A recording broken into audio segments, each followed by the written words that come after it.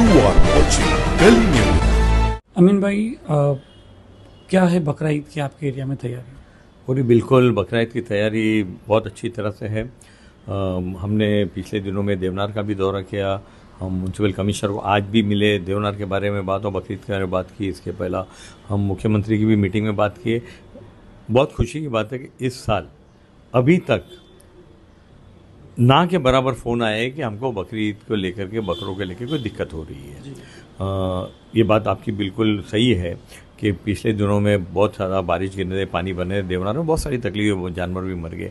और अब बहुत स्ट्रीमलाइन से काम चल रहा है और एरिया के अंदर भी कुर्बानी को लेकर के मैंने कल परसों बी वार्ड में भी मीटिंग ली, ई वार्ड में भी मैंने बात की। बीएमसी के तरफ से पूरी तैयारी है, साफ़ सफाई की पूरी तैयारी है, इलेक्ट्रिसिटी की पूरी तैयारी है और मुझको लगता है कि हर साल से भी अच्छी इस साल बकरीद मनाई जाएगी। आपने इलेक्ट्रिसिटी का जिक्र किया तो उसके बारे में बात करते हैं। आपके एरिया में आप कंट्रोल नहीं कर पा रहे हो, इलेक्ट्रिसिटी चले जाती है 24-24 घंटा, 48-48 घंटा लाइट नहीं रहती। आप ही के एरिया में ऐसा क्यों हो रहा है? देखिए, ये सिर्फ मेरे एरिया का प्रॉब्लम नहीं है, कोलाबा हो, मलबारी हो, भाईकल हो, सब जगह ये प्रॉब्लम है। आपने बहुत अच्छा मुद्दा पूछा। बात हमारी बकरीद की हो रही थी, मगर बकरीद की तैयारी में लाइट और पानी भी बहुत एक अहम रोल निभाता है, क्योंकि अगर लाइट चली जाती है तो पानी भी नहीं आ पाता है। पानी की बहुत ज़रूरत होती है, नमाज के लिए, वज़ू के लिए पानी की बहुत ज़रूरत होती है और पानी और इलेक्ट्रिसिटी दोनों ज़िंदगी की बेसिक एम्यूनिटीज है। इसके लिए मैं कल फिर एक बार, पहले भी मिला था और कल फिर एक बार बीएसटी के जनरल मैनेजर और बीएसटी के एडिशनल जनरल मैनेजर, दोनों को, डेप्यूटी जनरल मैनेजर, बीएसटी के मैनेजर और डेप्यूटी जनरल मैनेजर कल मिला। डिटेल में 1 घंटा मैंने उनसे मीटिंग किया।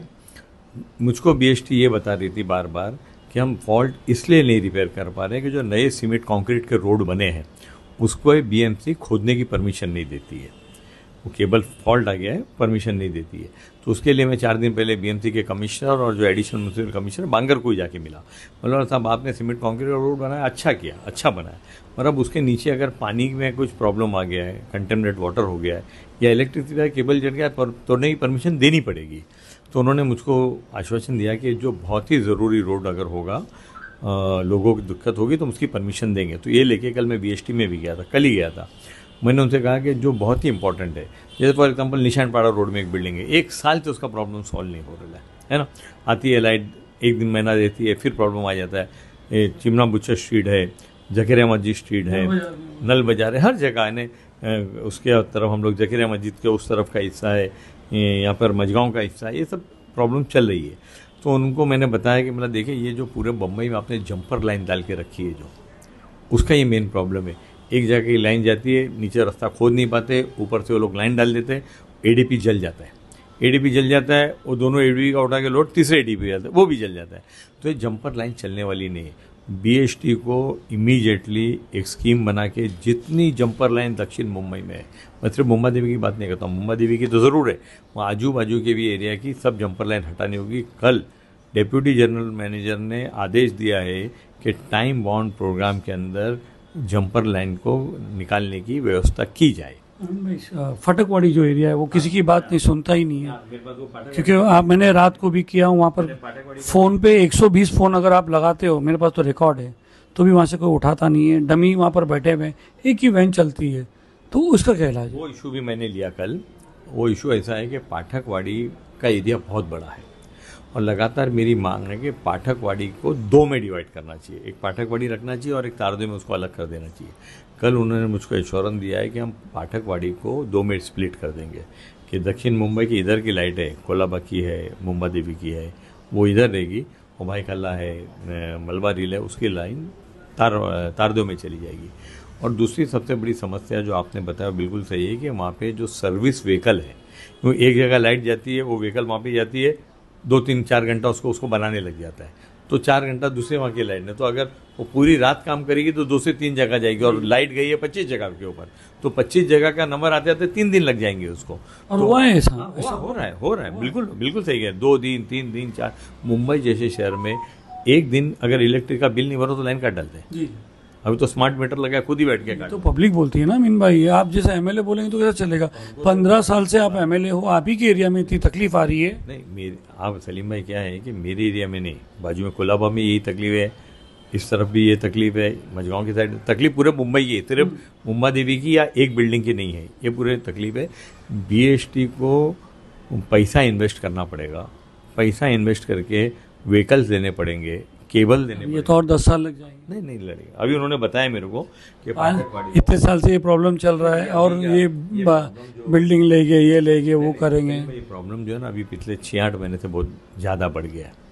6-8 महीने रमजान में भी ऐसे था, आपको रमजान था में जो भी अब होता है। आज से 3 साल एक बार वो बताई गई थी कि भाई सब एसी चालू होते एक साथ होते हैं और वो होती है, वो एक अलग बात है। देते भाई, एसी चालू करने का फ्री में थोड़ी करते, इलेक्ट्रिक का बिल मगर भरते हैं। एक आदमी जब कंप्लेन करना चाहता है तो मेरे से आदमी भी अगर फोन करके रात को 3 बजे तो आपको उठा नहीं सकते अगर आप उनके लिए आपने बताया लोग उड़ाते भाई जी। तो मगर एक कंप्लेन सिस्टम है वहाँ पर सर, 150 फोन लगा कोई नहीं उठाता। खास करके जब सुबह पानी नहीं आता है तो हमारी बहनें बहुत परेशान हो जाती है, बिकॉज के पानी अगर आएगा नहीं, मोटर चालू नहीं, घर में पानी नहीं आएगा, पूरा दिन गुजारेंगे। सब मनमानी का इलेक्ट्रिक बिल का पैसा लेते हैं, पब्लिक दे रही है, लूट रहे हैं। तो भी उसके बाद भी इलेक्ट्रिक नहीं देते हैं। तो इसीलिए कल वाली मीटिंग के अंदर ये तय हुआ कि पाठकवाड़ी को 2 में डिवाइड करेंगे और यहाँ पे जो व्हीकल्स है वो नई व्हीकल्स खरीदी जाएगी ताकि 2 की जगह 4 गाड़ी हो तो उसको जल्दी से सॉल्व कर पाए। ये अगर नहीं हुआ तो अमीन भाई आप क्या करें, क्योंकि ये तो आश्वासन कितने बार भी आप गए थे, इसके पहले भी 2-4 बार मीटिंग हुई। अब क्या है कि मैंने उनको एकदम अल्टीमेटम दे दिया है कि मैं हर 3 महीने में आपके पास आऊँगा। जनरल मैनेजर को और डिप्टी जनरल मैनेजर को बोला है, वो बोला साहब एक साथ में मैं रिटायर होता हूँ। आपको थोड़ा कड़क और बात करना चाहिए। 3 महीने आऊँगा, आपको चाय पिला के छोड़ देंगे, फिर बोलेंगे, फिर वो बोलेंगे कि भाई हम गाड़ी ले रहे हैं। कोई ऐसा रुख नहीं होना चाहिए कि आंदोलन होना चाहिए कि भाई ऐसा क्यों हो रहा है। देखो आंदोलन होना चाहिए, आंदोलन में कोई प्रॉब्लम नहीं, आंदोलन करना चाहिए, मगर क्या है कि जो फाइनेंशियल इश्यूज इनके हैं, इनको जहाँ से पैसा लेने हैं वहाँ से उनको पैसा लेके काम करना चाहिए। और अभी ऐसा नहीं कि मैं डायरेक्ट 3 महीने जाऊँगा, मैं उनको हर महीने पूछूंगा कि तुमने क्या प्रोग्रेस किया है, कि हर महीने के अंदर तुमने जैसे नए एडीपी का काम चालू करने का है तो कितने एडीपी लगाए। अब वो बोलते हैं कि हमको दुकान के सामने एडीपी लगाने नहीं देते, तो दुकान वालों से बात करेंगे, भाई तुम अपनी दुकान के सामने थोड़ा क्रॉस एडीपी लगा दो, तुम्हारी दुकान को तकलीफ नहीं होना चाहिए। वो एडीपी तो लगाने पड़े, इतना पावर देखिए, लोग पैसा दे के पावर खरीदते, फ्री में तो पावर आता नहीं है, मन माना पैसा देते, 1 रुपया कोई कम करता नहीं है, तो फिर उनको तो लाइन तो देनी पड़ेगी। आज अडानी के अंदर जो है सबब में, टाटा के अंदर है, वहाँ प्रॉब्लम नहीं आ रहा है, क्यों बीएचटी में प्रॉब्लम आ रहा है? बीएचटी को अपने आप को अपग्रेड करना पड़ेगा ना, जब तक वो इन्वेस्टमेंट नहीं, खाली पैसा तो खाली अडानी की मीटर लगाने के पीछे पड़ा है। इतने करोड़ रुपए जो लगा रहे मीटर, ये तो सारे एमएलए लोग को बात करनी चाहिए कि भाई यहाँ पर सुविधा नहीं है, यहाँ पे 24 आवर्स कॉल सर्विस नहीं है, यहाँ पर एक गाड़ी है, ये मीटर लगाने की क्यों बात है? इस पर तो रोक होना चाहिए था। नहीं, जैसा कि आप जानते हो कि रेसिडेंस में स्मार्ट मीटर लगाने के ऊपर रोक है। हम लोग ने ये मुद्दा उठाए थे, असेंबली के अंदर उठाया था, और स्मार्ट मीटर रेसिडेंस में नहीं लग रहे। पिछले 8-9 महीने से हमने सबको ताकीद कर दिया है कि आपकी सोसाइटी में कोई स्मार्ट मीटर लगाना था तो उनको लिख के दे दीजिए कि हमारी मर्जी ने स्मार्ट मीटर लगाने की, आप स्मार्ट मीटर नहीं लगाते। आदरणीय मुख्यमंत्री जी ने इस पर रेसिडेंस में रोक लगाया, कमर्शियल में लोग लगा रहे। आज हम यही कहना है, अभी 30 जून से असेंबली भी शुरू होगी, बीएचटी का मुद्दा पक्का वहाँ पर भी उठाया जाएगा कि लोगों की इलेक्ट्रिसिटी इज़ ए नेसेसिटी, ये ज़रूरत है, ज़िंदगी की ज़रूरत है। पानी जुड़ा हुआ है, सब चीज़ जुड़ी है ना।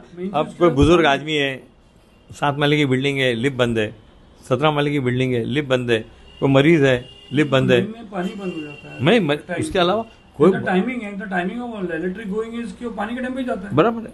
और उसके बाद में लोग ऑक्सीजन पे है, घर में सिलेंडर लगा के इलेक्ट्रिसिटी चला गया, छोटे छोटे बच्चे, कोई डायलिसिस पेशेंट है, उतरना है हॉस्पिटल, तमाम प्रॉब्लम है। एक बात हो रही है कि ये जो एसबीयूटी है उसमें पूरा पानी जो है, इलेक्ट्रिक पानी जो है उसके वजह से हो रहा है कि लोड शेडिंग वहाँ हो रही है और पानी पूरा वहाँ जा रहा है। नल बाजार एरिया वाले लोग का ये कहना, क्या कहना है?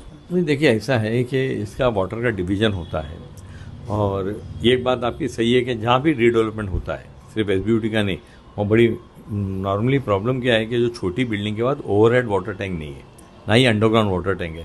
जो नई बिल्डिंगें बनती है, फिर एसबीयूटी की बने या और किसी की बने, वहाँ पे अंडरग्राउंड वाटर टैंक होता है, ओवरहेड वाटर टैंक होता है, तो लोग पानी भर के पूरा दिन सप्लाई देते हैं। तो आज इस एरिया के अंदर जो ये रीडेवलपमेंट हो रहे पूरे इलाके के अंदर, तो इसमें पानी ज़्यादा मिलना चाहिए पक्का। और जो इलेक्ट्रिसिटी का मैंने बोला हूँ कि जब नए एडीपी लगेंगे तो नए एडीपी लगेंगे तो उसके सबको इलेक्ट्रिक सप्लाई, पूरे एसबीयूटी का प्रॉब्लम इस तरफ का है, मगर वो जकरिया मस्जिद में क्यों हो रहा है, वो कोलाबा में क्यों हो रहा है, उसके वजह से नहीं हो रहा है ना। एक तो बिल भरने में भी प्रॉब्लम, कितने बिल कलेक्शन सेंटर्स बंद हो रहे हैं। बिल कलेक्शन सेंटर, कल ये भी बात हुई कि बहुत सारे बिल कलेक्शन सेंटर बंद हो गए, तो डेप्यूटी जनरल मैनेजर ने ये कहा कि हम सब सेंटर को चालू कर रहे। उसके अलावा मैं कल से चेक कराऊंगा उन्होंने कहा कि हर पोस्ट ऑफिस में आप इलेक्ट्रिक का बिल कैश में भर सकते हैं। ऐसा कल डेप्यूटी जनरल मैनेजर ने मुझसे कहा है कि हर पोस्ट ऑफिस में इलेक्ट्रिक का मीटर भरा जाता है। बहुत सारी बैंक की यादी कल मेरे को देने वाले हैं, जो आप जाके बैंक में भी काउंटर पर पैसा भर सकते हो। और एक प्रॉब्लम और मैं आपको बता देता हूँ कि ऑनलाइन अगर कोई बिल भरता है, ऑनलाइन बहुत आसान तरीका है बिल भरने, तो उसको लोग बिल ही नहीं भेजते, फिर तो वो उसको याद नहीं रहता, फिर वो कन्फ्यूजन रहता है। नहीं देखिए, एक बात ये है कि भाई ऑनलाइन एक बार आदमी भर देता है तो आप जाके, जैसे हम वोडाफोन का फ़ोन वापरते हो, बिल आता ही नहीं, अभी आप खुद चेक करो, खुद बिल भर दो।